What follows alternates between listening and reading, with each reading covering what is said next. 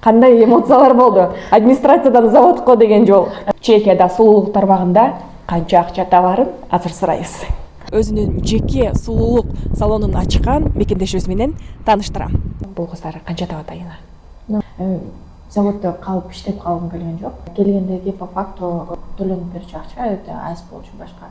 Ошондо 3 жумушта иштеп жүргөн убактым болду дейсиз. Канча сааттан иштедиңиз ошондо? Канча саат уктадыңыз ошол күндөрү? 4-5 деп айтсам болот. 3 жумушта иштеп өттүм убагында, заводдо иштеп өттүм, андан кийин салондо.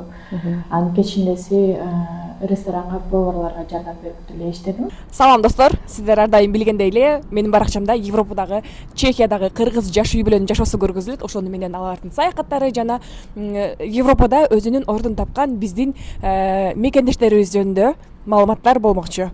Азыр мен сиздерге тааныштыруучу каарманым Чехиядагы Плзен шаарында жашаган сулуулук тармагында өзүнүн жеке сулуулук салонун ачкан мекендешибиз менен тааныштырам. Кеттик. Асем. Кызыбыздын аты Асема. Жогоруга көтөрүлөбүз.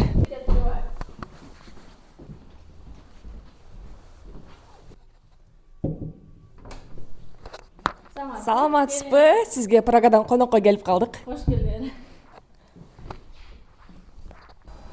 Менин бүгүнкү каарманым Чехияда 6 жылдан бери эмгектенип, бул жерге кадимки эле биздин кыргызстандык жарандар жумушка келгенде эле жумушка келет дегенде дагы биринчи чакыруунун негизинде заводко келген, ошонун негизинде ар кандай тил билбей келип, башынан ар кандай кыйынчылыктар өтүп, өзү жалгыз келип, өзү жалгыз жумуш кылып, анан азыркы учурда өзү Чехиянын Плзен шаарында жеке сулуулук салонун ачкан.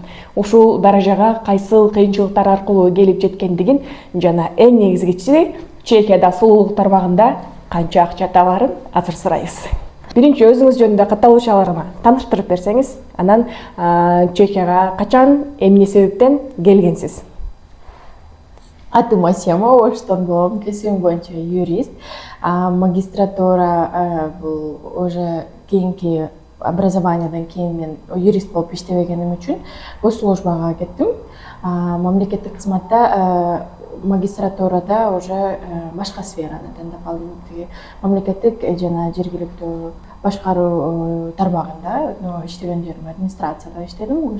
Мамлекеттик кызматта бирок айлык маянасы аз болгондугу үчүн кеткенге туура келди. Мен өзүм жашоого койгон ой максаттарым, көз карашым бир аз башка болгондуктан өзүм үчүн ошол жолду тандап алдым. Чет жака барып иштеп көргөндү чечтим. Ошого байланыштуу ар кандай агентураларды издеп баштадым, которые чет жака жумушка орноштурган.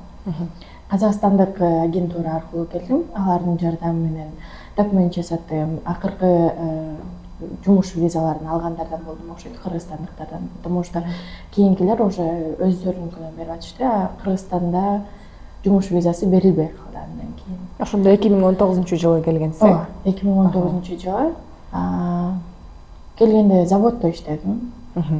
Panasonic заводунда иштедим, жарым жылдай. Андан кийин уже ковид башталды, ал жерде уже жумуш алмаштырганга туура келди, башка жака жумушка орноштум. Ал жерде тоже, азыркы күнгө келген мезгилде мен постоянно совмещать этип иштеп аттым. 2 жумушта же 3 жумушта ар кайсыл варианттарды издеп. Ошодон улам кайсыл жерден көрүп мүмкүнчүлүк көрсөм, ошол жака карап талпынып баштадым, аракет кылып. Себеп дегенде бир жерде турганда это мен үчүн, не знаю, бул маанисиз да, бир жерде эле иштеп, бир жерден өнүкпөй туруп калган жер, это туура эмес деп ойлойм. Ошого байланыштуу ар дайым ар кайсыл жолдорун издеп баштадым. Кечиресиз, сөзүңүздү буруп койгонума. Сиз ошондо 2019-жылы биринчи заводко келдим деп айттыңыз. Заводко ал учурда чакыруу визасы менен жасатып келгенсиз, э?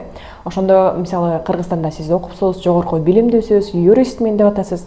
Андан сырткары администрацияда иштедим деп атасыз. Эми администрацияда иштеп атыккан кызматкер заводко келип иштеп калган эмоциялар кандай болду? Ошого ыраазы болуп эле өзүңүз заводко келишиңизди билип эле ошол жакта ошондой жумушуңуз бар болсо дагы таштап ошол жака келип калыпсыз да. Заводдо эмне жумуш кылдыңыз? 6 ай иштедим дейсиз, андан кийин алмаштырдым деп атасыз, бирок ошол 6 ай ичинде биринчи келдиңиз, тилди билбей эле келип калдыңыз бул жака, туурабы? Же чех тилин үйрөнүп? Кандай эмоциялар болду? Администрациядан заводко деген жол. Мен өзүмдү алдын ала даярдадым ага, себеп дегенде администрацияда иштеп, андан кийин заводко келип иштеп калыш, бул деген даже психически тоже бир аз неме болуп калат, оор болуп калат, себеби ал жерде деген ар кандай адамдар болот. Андан сырткары жумуш уже физически иштешиң керек болот. Оор деп айтпайм, бирок ал жерде телевизор чыгарышчу. Ал жерде ар кандай позиция болуп калат. Оор деп айта албайм, но бирок завод. Кара жумуш деп эле айтам да. Анан 8 сааттан иштеп аттык, 8 саат туруп иштейсиң, анан бирок ар кайсы жерде ар кандай паузасы болот. Же болбосо кандай деп айтсам, 8 саат мен үчүн неме болот, оор болгон жок, бирок эң негизгиси оор болгону бул эртең менен эрте туруш. Для меня этот ладно, айтпайм. Алтыда башталчу жумушуңуз. Ошончо. Түшүндүм. Жатаканада жашап жүрдүңүзбү заводдо иштегенде, кандай болду? Ооба, агентуралар, бул жактагы агентуралар менен чогуу иштешет экен. Ошого байланыштуу мен бул жакта да башында агентура менен иштеп аттым. Алар өздөрүнчө жатакана предоставлять этишет. Ал жерде башында бул кичинекей айыл сыяктуу болчу. Ошол жерде өздөрүнүн жатаканасы, жумушка алып келишчү. Андан кийин уже шаарга көчтүк. Ал жерден уже башка жумуш алмаштырганда уже өзүмдүн квартира издеп баштадым. Башка жумуш дегенде кандай жумуш? Уже ал жерде ковид башталгандыгына байланыштуу көпчүлүк заводдор жабылды, жумуштар жабылды. Үйдө отуруп калбаш үчүн уже жумуш издеп баштадык кыздар менен. Анан тапкан жумуш бул логистикада болду. Кантип айтсам, ал жерде кийимдер, онлайн магазиндин возврат болгон кийимдерини биз проверять этип, кайра немеге продажага жиберишет да. Складда ошондой, склад деп айтса да болот. Ал жакта уже напрямую иштеп баштадым, себеби агентура бизге жумуш предоставлять эте алган жок.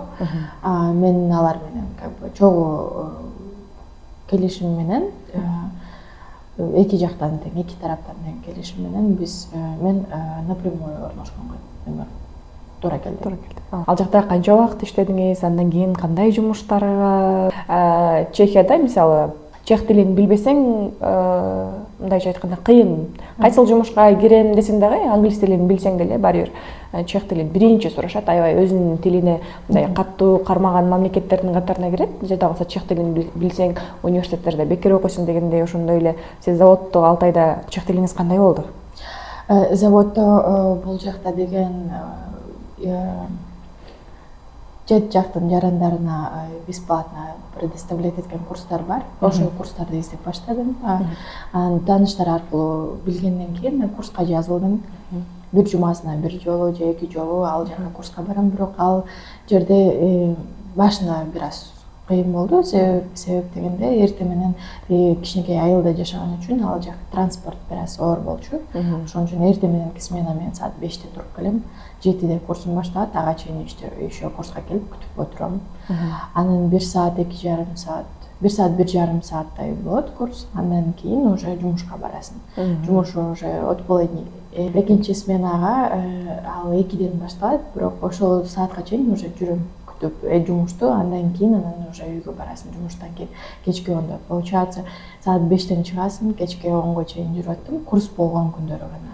Ошондо сиз жашай турган жериңиз ал курс боло турган жерден жана жумушка келе турган жериңизден алыс. Үйүңүздөн эртең менен эрте саат 5-те чыгып кеткен боюнча кечки 10-да барасыз.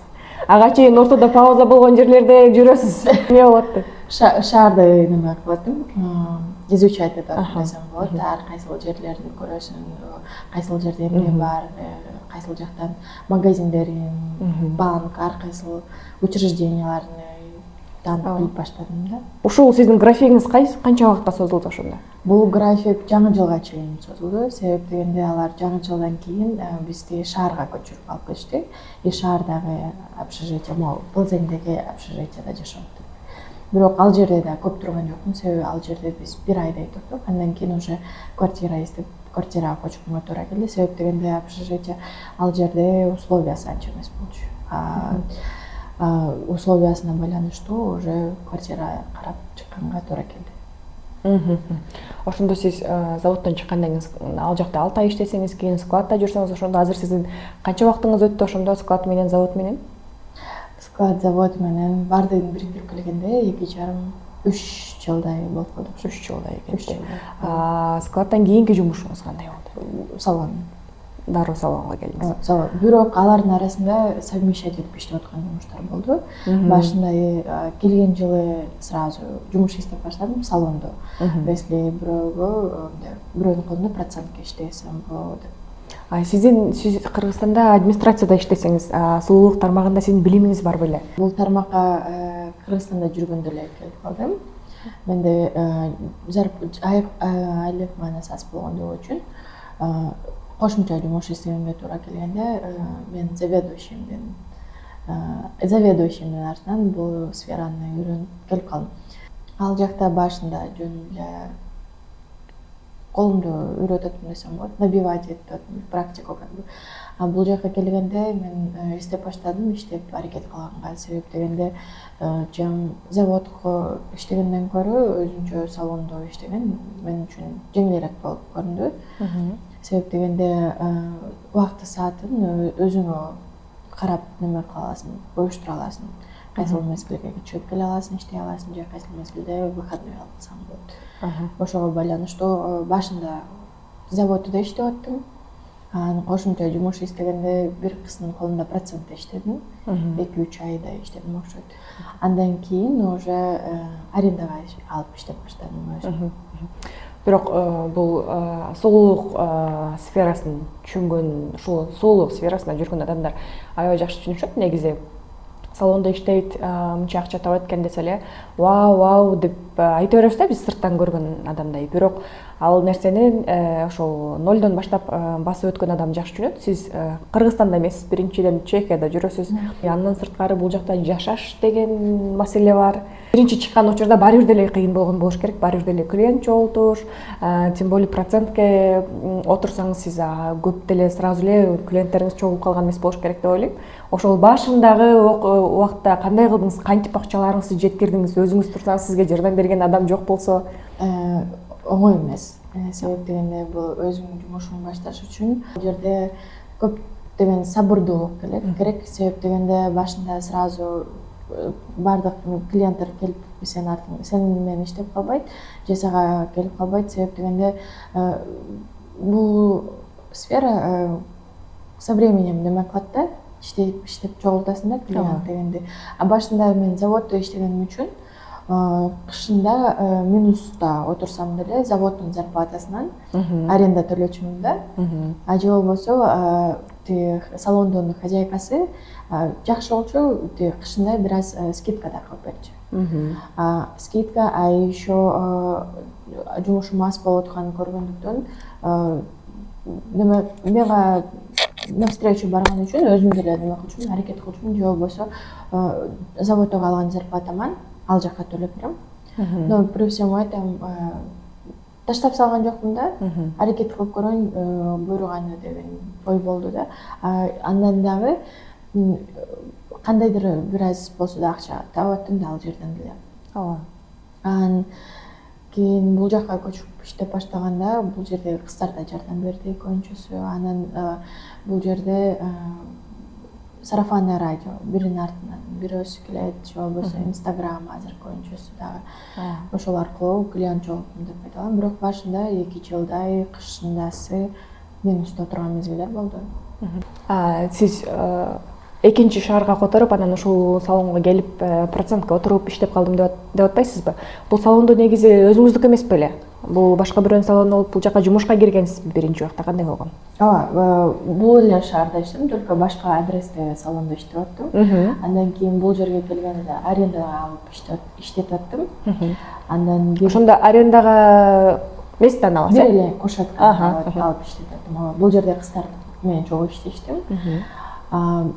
Андан кийин бир жылдан кийин бул жактагы иштеп аткан кыз декретке чыкты. Бир жылдан кийин эмес, ошол жылы декретке кетти. Бир жылдан кийин мага сатып ал деп предлагать этти. Себеп дегенде ал декретте отурганда ей невыгодно болот да, себеби алган прибыли жок болот да, өзү иштеген жок. Анан ошондуктан сатканга ал үчүн туура келди окшойт да, жеңил болду окшойт. Аябай жакшы адамга туш келдим деп айтсам болот. Себеп дегенде сатканда дагы мага аябай неме кылып берди, баасын арзантуулар менен ыңгайлаштырып сизге. Ал кайсы улуттагы адам болчу? Жашкалар. Мен бул жерде иштеген коллегаларым только жашкалар. Анан бул жерде эле эмес, Кыргызстанда туруп деле мындай бир местаны арендага алып эле иштеп жүргөн биздин мастерлерибиз бар албетте. Ал эми салонду алып, бунун арендасын төлөйсүң, башка тараптан жумуштар бар. Демек сиз бул жакта иштетсеңиз, сиздин колуңузда ишчилериңиз бар дегенде, аларга да сиз жооп бересиз. Ошол жактарынан башында кандай болду? Башында деген мен да арендада иштеген үчүн мен особо эч нерсе решать эткен эмесмин, бирок өзүм атыма өткөргөн мезгилден баштап кыздарым менен азырынча аренда менен иштешем. Кол астыма алып иштеп көрдүм. Бир аз өзүм даяр эмесмин деп айтсам болобу, билбейм. Мен үчүн бир аз кыйын болду. Себеп дегенде адамдар ар кандай алар менен чогуу иштешип кетиш оңой эмес деп айтсам болот. Бирок жанымдагы арендага алып иштеген кыздар жакшы. Көп суроолор болбойт да, арендасын төлөп берет, өздөрүнүн жумушун жасайт. Ошол тараптан жеңилирээк болот. Сиз ошондо бул жакта кошумча месталарды аларга арендага бересиз, бул жакта арендада иштеген кыздар негизи бүгүн көрүнбөйт. Алар атайын съемка болот деп аларды чыкпай тургула деп койдуңузбу бүгүн? Бүгүн майрамга карата баары эсеп алышат. Понедельниктен уже жумушка чыгышат. Майрам күндөрү Чехияда негизи магазиндердин баары жабык болот. Мага ушул нерсе негизи аябай жагат. Анткени көндө отурган жумушчулар дагы демалыш күндөрү демалыш керек деп мага негизи баягы кызыл датадагы күндөрү магазиндер жабык болот деп эле ойлочумун, бирок магазиндер эмес, көрсөтүү тармагы дагы жабык болот турбайбы? Чехиянын мыйзамдарына баш ийип бул деген негизи, бирок зависит ким кандай кабыл алат. Жашкалар обязательно алар эс алган күндөрү, майрам күндөрү эс алышат, как положено.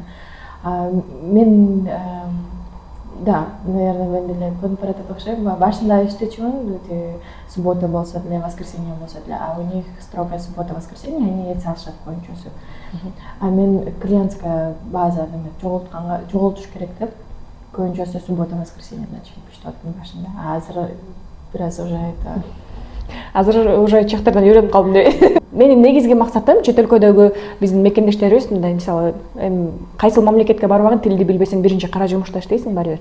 Ошол кара жумушта иштеп жүрө бербестен, мисалы, башкалар деле ошол кара жумушту деле кылып, кошумча аракет кылып, болгону бир аз азыраак уктап, анан ийгиликке жетишет да. Көпчүлүк мекендештерибизде ошол ийгиликке жеткендерди ошол тарабынан билем. Ошол сыңарындай эле сизде деле ошондой окуялар болсо керек. Ошол окуяларыңыздан бөлүшө кетесизби? Болгон. Менимче баардыгын эле болот болуш керек башында. Себеп дегенде биз башка чет мамлекетке барганда баарын нолдон баштайбыз. Ага деген даяр болуш керек. И морально, как бы, и физически, со всех сторон. Себеп дегенде оңой эмес. Сабырдуу болуш керек. Ал жумушта деген 3 жумушта иштеп аттым убагында, заводдо иштеп аттым, андан кийин салондо. Анын кечиндеси ресторанга, поварларга жардам берип деле иштедим. Бирок были моменты, да, ошентип барып иштеп аттым, когда салондо клиентим аз, только баштап аткан мезгилде. Андан кийин тоже жумуш, билбейм, кантип айтсам, бардык жерде эле өздөрүнүн оорчулуктары, кыйынчылыктары болот. Если алдыга неме кылсаң, умтулуп аракет кылгың келсе, жылгың келсе, как бы то чыдаш керек болот. Кээде эле жоктугун эле чыдайсың, потому что бул жерде деген жалгыз болгондуктан ал оңой эмес. Бардык жерде төлөшүң керек.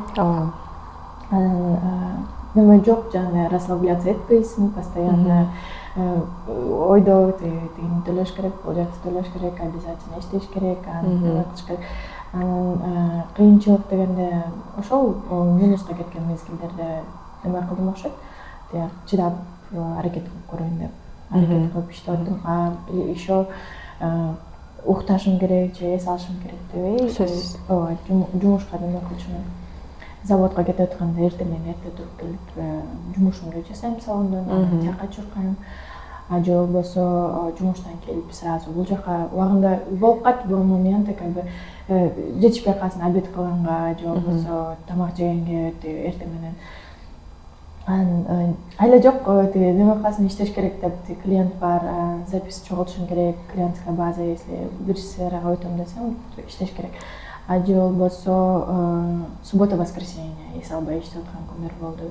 Чарчайсың, но все равно неме кыласың да, аракет кылышың керек да. Себеп дегенде заводдо калып иштеп калгым келген жок. Себеби ал жерде оор, алдыга жылыш үчүн жертвовать этишиң керек да, либо убактың менен же болбосо дагы не знаю как правильно, убакыт, наверное. Ошондо 3 жумушта иштеп жүргөн убактым болду дейсиз. Канча сааттан иштедиңиз ошондо? Канча саат уктадыңыз ошол күндөрү? 4-5 деп айтсам болот.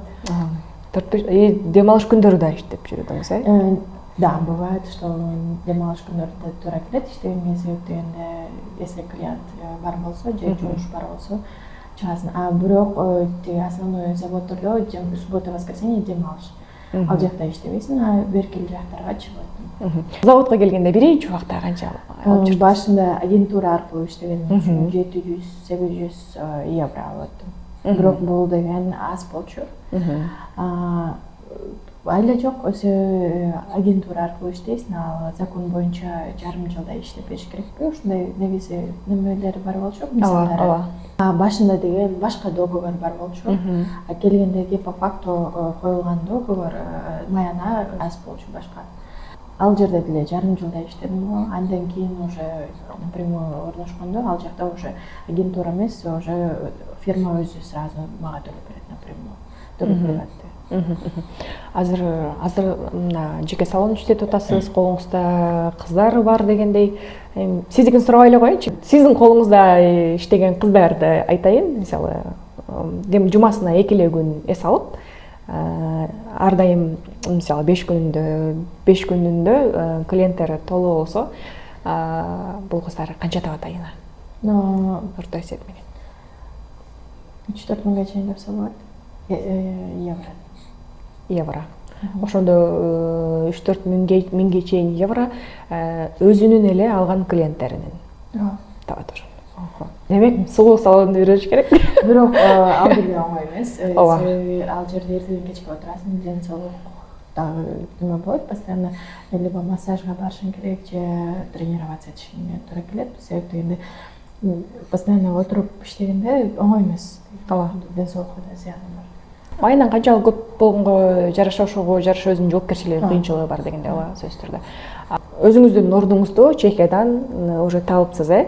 Балким Чехияда дагы сулуулук тармагына кызыгып жүргөн кыздар бар. Балким ошолор сизге келип калса, аларга жардам бере аласызбы дегендей, аларга балким бир багыт көргөзө аласызбы, башыңыздан өткөн окуялар, ошолорго аябай мындай эме болот деп ишенем. Азыр алдында жаңы пландар түзүлөт деп.